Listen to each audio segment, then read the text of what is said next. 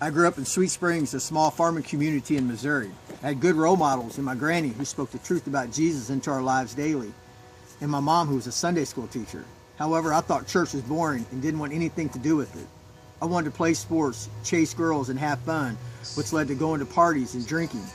This carried on through my college days, even though my granny got me started on a daily devotional. Being a Christian just didn't look like fun. I moved on to my career field and experienced some success. The better I got at my career, the more arrogant I became, the more worldly things became enticing. I started using drugs on the weekend. Then before I knew it, I was into a $1,000 a week habit. My life was spinning out of control. I remember falling on my knees in my apartment, asking God to help me.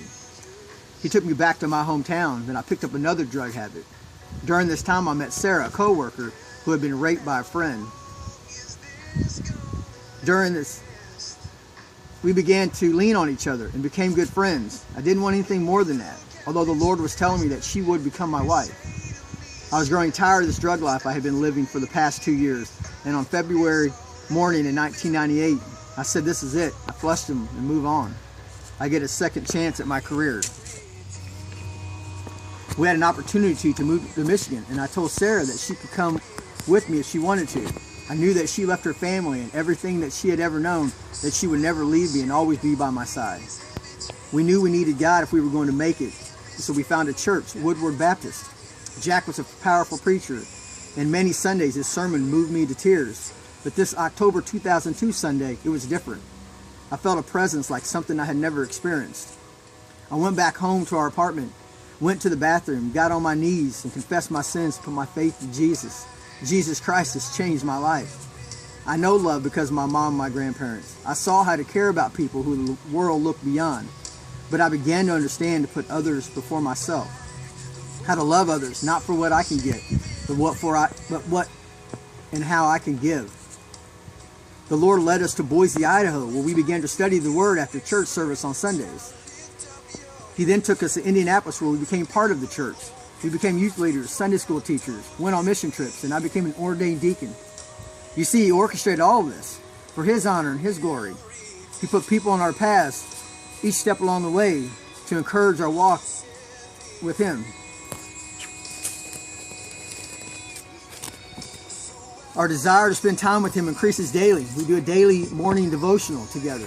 I have a Facebook ministry, an email small group with other district managers, only because of Him, to share what He is doing in us and through us. He has guided this journey from my granny, my mom, the devotional college, bringing Sarah and Aaron in my life. He led us to Woodward Baptist, First Baptist in Boise, and Northside Baptist in Indianapolis. He brought Gina, an IMB missionary, back from Scotland to share her ministry with us. In October 2012, we went to a church service in my hometown where the preacher tapped me on the shoulder and handed me a piece of paper. He said the Lord was speaking to him. It read, "Instruction leads to assignment.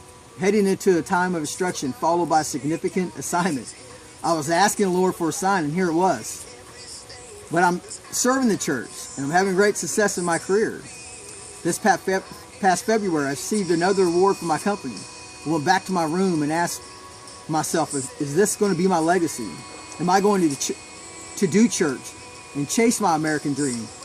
Am I going to be all in, take this radical step of obedience to full-time ministry? In March, one of our youth went to a conference where he came across some literature about 20 schemes. In May, I went on a 20 schemes vision trip and came alive when I engaged the people in Nidri. Luke 5:27-28, Jesus said to Levi, "Follow me." Levi got up, left everything behind, and followed Him. He has taken my mess and turned it into my message. I'm going to share life with the urban deprived community in Scotland, and I can't wait. My name is Clemens. I'll see you in the schemes.